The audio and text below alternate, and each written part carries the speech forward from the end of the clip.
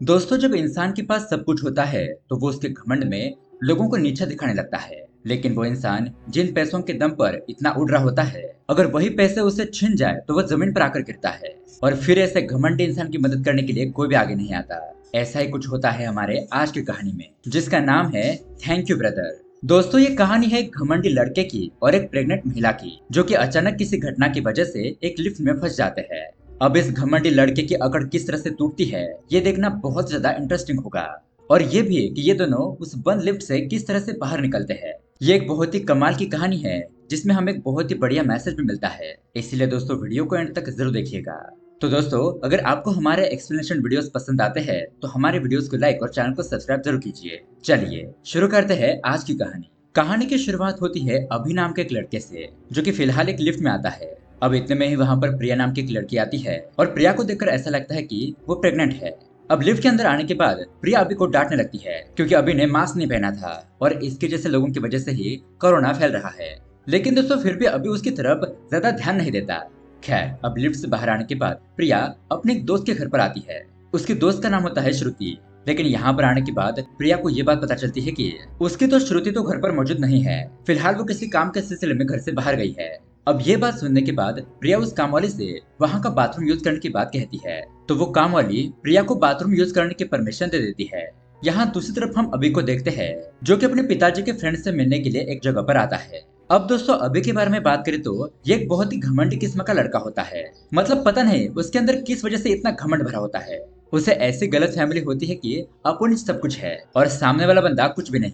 अब अभी उस बंदे के पास आकर कहने लगता है कि सर, मैं आपके बिजनेस में पार्टनरशिप करना चाहता हूँ। आपके बिजनेस को आगे बढ़ाने के लिए मैं यहाँ पर आया हूँ। जब मेरे फादर थे तब आपके बुरे वक्त में उन्होंने आपकी मदद की थी, और उसी तरह से आज मैं आपके पास आया हूँ। लेकिन यहाँ पर इस बंदे को अभी का एटीट्यूड कुछ पसंद नहीं आता।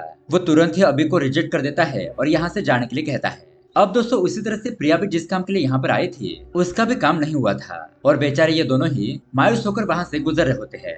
तभी यहाँ से सीन फ्लैशबैक में जाने लगता है, मतलब कि कुछ महीने पहले। ये समय होता है लॉकडाउन से पहले का। यहाँ पर हम देखते हैं कि एक दिन कुछ लोग अभी के घर पर आते हैं और यहाँ बाहर खड़े होकर बहुत बड़ा हंगामा करने लगते हैं। तभी वहाँ पर अभी के माता पिता आते हैं। अभी की माँ का नाम होता है भानु और उसके पिता का नाम होता है रतन। अब ये तीनों लड़के यहाँ पर अभी को बाहर निकालने के लिए कहते हैं, क्योंकि कल रात इस बंदे ने अपनी गर्लफ्रेंड को अभी के कार के अंदर देखा था। अब इन लोगों की आवाज सुनने के बाद अभी वहाँ पर आता है और वो उस बंदे से साफ साफ कहने लगता है कि गर्लफ्रेंड? किसकी गर्लफ्रेंड? यहाँ पर किसी के भी गर्लफ्रेंड मौजूद नहीं है, चले जाओ यहाँ से। लेकिन दोस्तों, बाद में हमें पता चलता है कि उस लड़के की गर्लफ्रेंड तो अभी के कमरे में ही होती है। अभी कमरे में जाकर उस लड़की से कहता है कि बाहर तुम्हारा बॉयफ्रेंड आया है और बहुत बड़ा हंगामा कर रहा है। इसलिए वो लड़की चुपचाप पिछले रास्ते से वहां से जाने की कोशिश करती है, लेकिन उसका दोस्त और बॉयफ्रेंड उसे देख लेते हैं। मतलब कि वो लोग वहीं पर खड़े थे। अब यही सारी सच्चाई दिखाने के लिए वो लड़का अपनी गर्लफ्रेंड को अभी के माता पिता के पास लेकर जाता है और कहता है कि ये देखो आपके बच्चे की करतूत। अब उस लड़की को देखने के बाद अभी के माता पिता शर्मिंदा हो जाते हैं। अब उसके बाद अभी के पड़ोस में रहने वाला एक लड़का उसकी माँ और अभी से मिलने के लिए आता है, क्योंकि उस बंदे को एक बहुत ही अच्छी कंपनी में बहुत ही बढ़िया जॉब मिल गई थी। यहाँ पर ये बंदा अभी से कहता है कि देखो अभी, मैं स्टेप बाय स्टेप यहाँ पर पहुंचा हूँ। अगर तुम्हें भी मेरी कंपनी में जॉब चाहिए तो तुम मुझे बता सकते हो। मुझे तुम्हारी मदद करने में बहुत ज्यादा खुशी होगी। लेकिन अभी उस लड़के से कहने लगता है कि मैं तुम में से नहीं हूँ जो कि धीरे धीरे ऊपर चढ़े। तुम देख लेना, मैं एक ही बार में बहुत बड़ी छलांग लगाऊंगा। अब उसके अगले सीन में हमें अभी के तो आवारा फ्रेंड को दिखाया जाता है। ये लोग हमेशा उसी के साथ रहते हैं, पार्टी शार्टी करते रहते हैं। यहाँ इस तरफ अभी का बर्ताव देखकर उसकी माँ हमेशा परेशान रहती है। उसकी माँ भानु ने अभी को काफी बार समझाया था कि बेटा अब तुम जिम्मेदार बनो, किसी को भी इतना घमंड दिखाना अच्छी बात नहीं है। लेकिन वो तो अपनी माँ की एक भी बात नहीं मानता। अब यहाँ पर हमें ये भी बात पता चलती है कि रतन जो है वो अभी का स्टेप फादर है। कुछ साल पहले अभी के पिताजी की मौत हो चुकी थी और अभी की देखभाल करने के लिए अभी की माँ ने एक और शादी कर ली थी। और दोस्तों, ये रतन एक डॉक्टर होता है। अब उसके बाद दोस्तों, यहाँ दूसरी तरफ हमें प्रिया की फैमिली के बारे में बताया जाता है। प्रिया के पति की हाल ही में एक एक्सीडेंट की वजह से मौत हो चुकी थी और प्रिया यहाँ पर घर पर अपने सासू माँ के साथ अकेले ही रहती है। प्रिया छोटे मोटे काम करती है, मतलब कि सिलाई बुनाई ऐसे कुछ काम करके अपने घर का खर्चा चलाती है। और दोस्तों, ऊपर से ये प्रेग्नेंट भी होती है। अब उसका पति जिस कंपनी में काम कर रहा था, उस कंपनी वालों ने प्रिया को एक बार कॉल करके कहा था कि तुम्हारे हस्बैंड की मौत हो चुकी है, इसलिए कंपनी की तरफ से तुम्हें कुछ पैसे मिलेंगे। लेकिन कुछ दिन बाद जब प्रिया उस कंपनी को कॉल करती है तो हर वक्त कंपनी का फोन स्विच ऑफ आने लगता है, जिस वजह से प्रिया को बहुत सारी मुसीबतों का सामना करना पड़ रहा था और इसीलिए वो बहुत ज्यादा दुखी भी थी। अब उसके बाद दोस्तों हमें अभी की गर्लफ्रेंड को दिखाया जाता है जिसका नाम होता है समीरा। अब आज समीरा का बर्थडे होता है, इसलिए अभी अपने फ्रेंड को लेकर किसी बार में जाता है और समीरा को सरप्राइज देने के लिए उसे कॉल करके यहाँ पर बुलाने लगता है। लेकिन समीरा उसे कहने लगती है कि अभी मुझे तुम्हारी यही चीज बिल्कुल भी पसंद नहीं है। तुमने मुझे बर्थडे पर विश किया, इस बात के लिए थैंक यू, लेकिन मैं वहाँ पर नहीं आऊंगी। ऐसा कहकर वो फोन को कट कर देती है। अब समीरा ना आने की वजह से यहाँ पर अभी और उसके दोस्त ऐसे ही पार्टी करने लगते हैं और तभी इसी पार्टी के दौरान अभी को एक लड़की नजर आती है। अब उसके बाद क्या था, वो दोनों ही नशे में थे, इसलिए बाथरूम में जाकर कांड वगैरह करने लगते हैं और इसी दौरान अभी के फ्रेंड्स ने बहुत सारी शराब पी ली थी। अब यहाँ पर उन लोगों को पता चलता है कि उनका टोटल बिल हुआ है 85,000 रुपए। अब दोस्तों यहाँ पर जब बिल देने की बारी आती है तो अभी का एक भी कार्ड काम नहीं करता, जिसकी वजह से अभी को यहाँ पर बहुत ज्यादा शर्मिंदा होना पड़ता है और उसके ऊपर उसके दोस्तों के पास एक फुट्टी कौड़ी नहीं होती। अब पैसे ना देने की वजह से वहाँ का ओनर अभी के हाथ से उसकी वॉच छीन लेता है और कहता है कि पैसे देकर तुम्हारी वॉच लेकर चले जाना। अब अभी के पास दूसरा कोई ऑप्शन नहीं था, इसलिए वो उसे वॉच दे देता है और सच में दोस्तों वो घड़ी बहुत ज्यादा कीमती थी, लेकिन अभी भी क्या करता, ना चाहते हुए भी उसे अपनी कीमती घड़ी वहाँ पर गिरवी रखनी पड़ती है। अब उसके बाद दोस्तों अभी समीरा के घर पर आता है और यहाँ पर हम देखते हैं कि वो बहुत ज्यादा नशे में भी होता है। अपनी गर्लफ्रेंड समीरा से पूछता है कि बताओ क्या तुम मुझसे कुछ बात करना चाहती थी। समीरा कहने लगती है कि हाँ मुझे तुमसे बात तो करनी है, लेकिन फिलहाल तुम बहुत ज्यादा नशे में हो। मैं तुम्हें कुछ बातें बताना चाहती हूँ, लेकिन ये सही टाइम नहीं है। उसके बाद वो अभी को अपने कमरे में सुला देती है, फिर उसका एक फोटो निकाल कर अभी की माँ को सेंड कर देती है, ये बताने के लिए कि अभी समीरा के पास सेफ है। अब दोस्तों उसके दूसरे दिन हम देखते हैं कि अभी चीखता चिल्लाता हुआ अपने घर पर आता है और अपनी माँ से कहता है कि माँ पार्टी में मेरी बहुत ज्यादा बेइज्जती हुई है, क्या आप लोगों ने मेरे अकाउंट में पैसे नहीं डाले? आप लोग मेरे अकाउंट में पैसे डालना भूल कैसे सकते हो? अब ये सारी बातें सुनने के बाद उसकी माँ भानु अभी से कहने लगती है कि बेटा मैं तुम्हारी कितनी केयरिंग करती हूँ क्या तुम्हें पता भी है। मतलब दोस्तों जब अभी कल रात बहुत देर तक घर पर नहीं लौटा था तब उसकी माँ ने अभी को बहुत बार कॉल किए, लेकिन यहाँ अभी ने उसका एक भी बार कॉल नहीं उठाया। कल रात अभी की माँ अपने बेटे के लिए कितना चिंता कर रही थी और उसकी माँ ये भी कहती है कि लेकिन तुम्हें तो हमारे कुछ भी पड़ी ही नहीं है। और अब इसी बातों ही बातों में भानु उसे कहती है कि मैंने ही जानबूझकर तुम्हारे अकाउंट्स ब्लॉक कर दिए हैं ताकि तुम्हें तुम्हारी जिम्मेदारी का एहसास हो, तुम सही रास्ते पर आ जाओ और अपनी रिस्पॉन्सिबिलिटी उठाओ। लेकिन दोस्तों यहाँ पर अभी ये सारा इल्जाम अपने स्टेप फादर पर डालने लगता है और वो अपनी माँ से कहता है कि माँ मुझे पता है कि आप किसके इशारों पर नाच रही हो, किसकी बातों को सुनकर आपने मेरे अकाउंट ब्लॉक कर दिए। और दोस्तों इतना ही नहीं, अभी अपनी माँ से एक बहुत बड़ी गंदी बात भी कहता है। अभी कहता है कि जब मेरे पिताजी की मौत हो गई थी तो उसके बाद तुमने इस आदमी से शादी इसलिए की ताकि तुम इसके साथ गुलछल उड़ा सको। अब दोस्तों अभी की माँ जब भी बात सुनती है तो उसे बहुत ज्यादा गुस्सा आ जाता है। भानु अभी को एक जोरदार थप्पड़ लगाती है। हालांकि दोस्तों उसका स्टेप डैड रतन उसे प्यार ही करता था, लेकिन अभी उसे हमेशा नफरत करता था। अब यहाँ पर गुस्से में आकर अभी की माँ उसे कहती है कि आज के बाद तुम्हें फूटी कौड़ी नहीं मिलेगी और आज के बाद से तुम मुझे अपना चेहरा बिल्कुल भी मत दिखाना। अब ये सब कुछ सुनने के बाद अभी सिगरेट पीने के लिए टेरेस के ऊपर जाता है। तभी वहां पर समीरा भी आती है और अभी से कहती है कि अभी देखो हमारे बीच जो भी था वो सब कुछ खत्म हो चुका है, जो लड़का अपनी माँ की इज्जत नहीं कर सकता वो मेरी इज्जत क्या ही करेगा। ऐसा कहकर समीरा ब्रेकअप करके वहां से चली जाती है। अब उसके अगले सीन में हम प्रिया को देखते हैं। वो श्रुति नाम की महिला प्रिया को कॉल करती है और उसे बताती है कि आपके हस्बैंड हमारे ही कंपनी में काम करते थे। अब श्रुति ने प्रिया को एक चेक देने के लिए कॉल किया था। वो कहती है कि 3 दिन बाद आप चेक लेने के लिए मेरे घर पर आ जाइएगा। और ये खबर सुनने के बाद प्रिया बहुत ज्यादा खुश हो जाती है। यहाँ इस तरफ अभी गुस्से में आकर अपने दोस्तों के रूम पर आता है और यहाँ पर अपने दोस्तों से कहने लगता है कि देखो मैंने अपना घर छोड़ दिया है और अब मुझे फौरन एक जॉब चाहिए। उसके बाद अभी चिकू से कहता है कि चिकू तुम अपने पिताजी को कॉल करो और उन्हें बताओ कि मैं यानी कि अभी आपकी कंपनी में काम करना चाहता है। उसके पापा की कंपनी में कोई भी जॉब हो तो उसे बताने के लिए कहता है। लेकिन दोस्तों चिकू की इतनी हिम्मत नहीं होती कि अपने पिताजी को कॉल करके अपने दोस्त को रिकमेंड करे। अब यहाँ पर चिकू झूठ मूठ का नाटक करने लगता है, अपने पिताजी को फोन करके उनके साथ बात करने लगता है। लेकिन बेचारे चिकू का भांडा फूट जाता है और अभी को पता चलता है कि चिकू तो नाटक कर रहा है। अब यहाँ पर चिकू भी अभी को साफ साफ मना कर देता है कि तुम्हें मेरे पिताजी की कंपनी में जॉब नहीं मिल सकती। अब यहाँ पर अभी अपने दोस्तों से कहता है कि तुम लोग देखते ही रहना, मैं एक अच्छी जॉब हासिल जरूर करूंगा और उसके बाद मैं अपनी माँ को और तुम्हें तुम्हारी औकात दिखाऊंगा। ऐसा कहकर अभी अलग अलग कंपनी में इंटरव्यू देने के लिए जाता है। वो बहुत जगह पर ट्राई करता है लेकिन कहीं पे भी उसका नंबर नहीं लगता, मतलब कि कोई भी उसे जॉब नहीं देता। हर कंपनी में उसे रिजेक्शन ही मिलता है और लगता है दोस्तों यही होता है शनिदेव का कर्मा। जब उसके पास सब कुछ था, पैसा था, तो उसने किसी को भी अहमियत नहीं दी, तब वो सभी लोगों को नीचा दिखाता था। लेकिन अब उसके हाथ में कुछ भी नहीं है।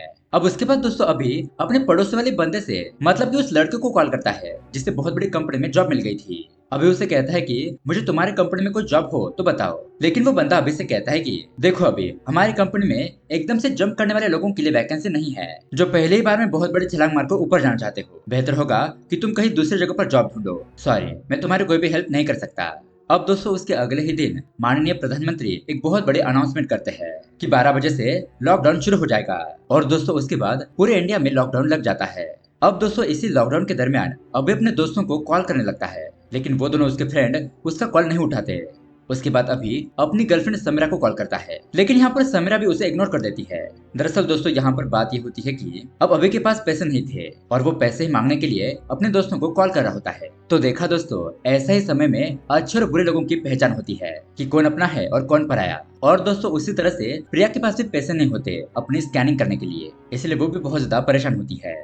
अब यहाँ से दोस्तों सीन आता है फिर से प्रेजेंट में, और यहाँ पर ये दोनों ही फिर से उस लिफ्ट में आते हैं। अब लिफ्ट नीचे जाने लगती है, लेकिन तभी अचानक पता नहीं कैसे वो लिफ्ट बंद पड़ जाती है। ये देखकर बेचारी प्रिया बहुत ज्यादा घबरा जाती है, लेकिन थोड़ी देर बाद वो लिफ्ट फिर से शुरू हो जाती है, लेकिन अचानक से एकदम जोर से नीचे गिरने लगती है। उसके बाद वो लिफ्ट फिर से एक जगह पर आकर रुकती है, और ये सारी सिचुएशन देखकर प्रिया बहुत ज्यादा घबराने लगती है, क्योंकि ऊपर से वो प्रेग्नेंट भी थी। अगर उससे कुछ हो गया तो बच्चे के लिए भी प्रॉब्लम हो सकती थी, इसलिए वो अपने बच्चे के बारे में सोचकर बहुत ज्यादा टेंस हो रही होती है। अब उसके बाद यहाँ पर लिफ्ट बंद होने की वजह से श्रुति सीढ़ियों की मदद से अपने रूम पर आती है। घर पर आने के बाद वो अपने काम वाले से पूछती है कि क्या मुझसे मिलने के लिए कोई आया था क्या। काम वाले बताने लगती है कि हाँ, एक प्रेग्नेंट महिला आई थी, लेकिन वो तो अभी भी चली गई। अब ये बात सुनते ही श्रुति तुरंत ही वॉचमैन को कॉल करती है और उससे प्रिया के बारे में पूछती है। अब उसके बाद वॉचमैन रजिस्टर चेक करता है और उसे बताता है कि मैडम जी, प्रिया के अंदर आने की एंट्री है, लेकिन उनकी बाहर जाने की एंट्री नहीं है। अब यहाँ पर श्रुति सोचने लगती है कि अगर प्रिया बाहर नहीं गई तो कहाँ पर गई। और तभी यहाँ पर श्रुति को लिफ्ट की बात याद आती है कि लिफ्ट बंद है तो कहीं वो वहीं पर अटक तो नहीं गई। इसलिए श्रुति तुरंत ही अपनी काम वाले को लेकर उस लिफ्ट के पास जाती है। अब यहाँ लिफ्ट के अंदर प्रिया तड़पने लगती है, जोर जोर से चीखने चिल्लाने लगती है। यहाँ पर अभी को कुछ समझ नहीं आ रहा था कि वो क्या करे। वो तुरंत अपने दोस्त को कॉल करता है और यहाँ की सिचुएशन के बारे में बताने लगता है, लेकिन दोस्तों चिकू को अभी की बातों पर यकीन नहीं होता। उसके बाद अभी प्रिया की वीडियो बनाने लगता है अपनी माँ को व्हाट्सएप पर सेंड करने के लिए, लेकिन इतने में ही वहाँ पर अभी का फोन स्विच ऑफ हो जाता है। अब यही बात वो प्रिया को बताता है कि मेरा फोन स्विच ऑफ हो गया है। प्रिया कहती है कि ये लो मेरा फोन लो। अब यहाँ पर अभी को पता चलता है कि प्रिया के हस्बैंड की डेथ हो चुकी है। यहाँ इस तरफ श्रुति वॉचमैन के पास जाती है और उसे लिफ्ट को ओपन करने के लिए कहती है, और तब जाकर कुछ लोगों को पता चलता है कि लिफ्ट के अंदर दो लोग फंसे हुए हैं। अब लिफ्ट कहाँ पर रुकी है ये बात पता लगाने के बाद ये सभी लोग ग्राउंड फ्लोर पर आ जाते हैं और किसी तरह से लिफ्ट को ओपन करने की कोशिश करने लगते हैं। यहाँ पर श्रुति प्रिया को आवाज लगाने लगती है और श्रुति की आवाज सुनकर यहाँ पर अभी और प्रिया उसे जवाब देने लगते हैं। अब श्रुति अभी से कहती है कि अभी तुम प्रिया को दिलासा देते रहो। उसके बाद श्रुति लिफ्ट सर्विस वालों को कॉल करने की कोशिश करती है कि वो लोग तुरंत यहाँ पर आ जाए और इस समस्या को हल करे। अब यहाँ पर अभी प्रिया का फोन लेकर समीरा को कॉल करता है और यहाँ की सिचुएशन के बारे में बताता है, लेकिन समीरा को भी अभी की बातों पर यकीन नहीं होता। लेकिन तभी वो फोन पर प्रिया की आहट सुनती है और तब जाकर समीरा को यकीन होता है कि अभी सच बोल रहा है। अब यहाँ पर अभी उसे कहता है कि समीरा, इस नंबर पर मुझे मेरी माँ का नंबर सेंड कर दो, मुझे मेरी माँ के साथ जल्दी से बात करनी है। वो क्या है कि मुझे मेरी माँ का नंबर याद नहीं आ रहा। अब यहाँ पर एक लड़का अपने घर से एक स्पाई कैमरा लेकर आता है और उस कैमरे को लिफ्ट के अंदर भेजने लगता है। उस कैमरे के जरिए वहाँ का सीन वो पूरी तरीके से लाइव कर देता है और दोस्तों देखते ही देखते ये वीडियो बहुत ज्यादा वायरल हो जाता है। मतलब कि न्यूज चैनल पर भी इसी न्यूज को टेलीकास्ट करने लगते हैं कि एक प्रेग्नेंट लेडीज और एक लड़का लिफ्ट में फंस चुके हैं। वहाँ पर वो प्रेग्नेंट लेडीज डर के मारे तड़प रही है। अब तभी यहाँ पर अभी देखता है कि उस लिफ्ट के कुछ तार करंट मारने लगते हैं, जिस वजह से ये लोग उस रॉड को पकड़ नहीं पा रहे थे।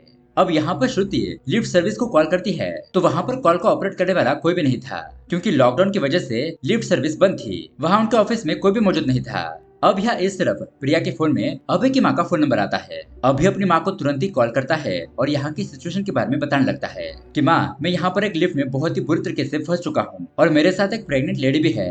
अब अभय की माँ उसे कहती है कि बेटा तुम घबराओ मत, मैं किसी भी तरह से कोई ना कोई रास्ता जरूर निकालूंगी और तुम बस उस प्रेग्नेंट लेडी का ख्याल रखना, उसे हौसला देते रहना। और दोस्तों इसी दरमियान में प्रिया के गर्भाशय से पानी निकलने लगता है, मतलब कि अब डिलीवरी का टाइम नजदीक आ चुका था।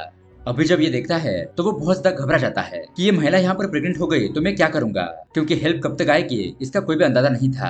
अब उसी तरह से उस लिफ्ट में दो तार टूटने की वजह से उन लोगों को करंट में शॉक मारने लगता है। तो तभी यहाँ पर अभी अपने दिमाग का यूज करते हुए अपने शूज के लेस निकालता है और उन दोनों वायरों को बांध देता है ताकि उन लोगों को करंट ना लगे।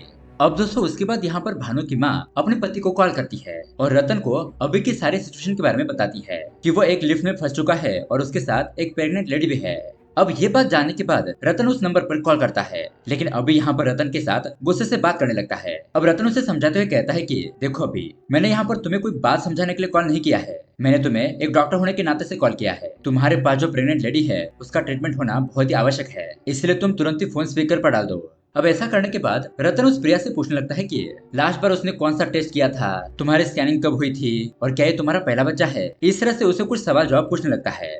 अब उसके बाद रतन अभी से कहता है कि तुम प्रिया के पेट पर हाथ रखो और मुझे बताओ कि उसके बच्चे का सर ऊपर है या फिर नीचे। अब यहाँ पर अभी घबराते हुए प्रिया के पेट पर हाथ रखता है। रतन उसे जिस तरह से बताते जाता है वो उसी तरह से करता है और फिर वो रतन को बताता है कि उसके बच्चे का सिर नीचे ही है, इसका मतलब बेबी हेल्दी है। अब वहाँ से रतन उस जगह पर जाने के लिए निकलता है। रास्ते में जाते वक्त वो अभी को इंस्ट्रक्शन देता है कि देखो अभी अब सिचुएशन बहुत ज्यादा क्रिटिकल है और उस प्रेग्नेंट महिला की डिलीवरी तुम्हें ही करनी होगी। दोस्तों ये बात सुनने के बाद अभी के तो होश उड़ जाते हैं, लेकिन इसके अलावा अब यहाँ पर कोई भी दूसरा ऑप्शन नहीं था। इस तरह से अब यहाँ पर प्रिया एक बच्चे को जन्म देती है और उस बच्चे को देखने के बाद अभी को अपनी माँ याद आती है। उसे ये भी याद आता है कि उसने अपनी माँ को कितना भला बुरा कहा। इस तरह से उसे अपनी गलती का पूरी तरीके से एहसास हो जाता है। अब दोस्तों उसके थोड़ी देर बाद में वो लिफ्ट सर्विस वाले लोग यहाँ पर आ जाते हैं और ये मैकेनिक धीरे धीरे करके लिफ्ट को ऊपर लेते हैं। अब यहाँ पर सभी लोग अभी के हाथ में उस बच्चों को सुरक्षित देखकर उसकी हिम्मत की दाद देने लगते हैं, उसकी तारीफ करने लगते हैं। पूरा स्टेट इस बात से बहुत ज्यादा खुश हो जाता है कि एक लड़के ने प्रेग्नेंट महिला की बहुत बढ़िया मदद की, उस प्रेग्नेंट महिला की और उसके बच्चे की जान बचाई। अब दोस्तों कहानी के एंडिंग में हम देखते हैं कि अभी उस प्रेग्नेंट महिला को और उसके बच्चे को देखने के लिए हॉस्पिटल में जाता है और यहाँ पर अभी को देखने के बाद प्रिया उसे कहती है कि थैंक यू ब्रदर, और इस तरह से ये कहानी यहीं पर एंड हो जाती है। और इसी तरह से दोस्तों इस मूवी से हमें बहुत सारी बातें सीखने को मिलती है, मतलब कि एटीट्यूड होना चाहिए लेकिन घमंड नहीं। अगर कोई भी इंसान घमंड करने लगता है तो भगवान उसका घमंड तोड़ ही देते हैं। तो दोस्तों आपको ये मूवी कैसी लगी हमें कमेंट करके जरूर बताइएगा। साथ ही ऐसे ही अमेजिंग मूवी देखने के लिए हमारे चैनल को सब्सक्राइब जरूर कीजिए। मिलते हैं अगली वीडियो में। Thanks for watching.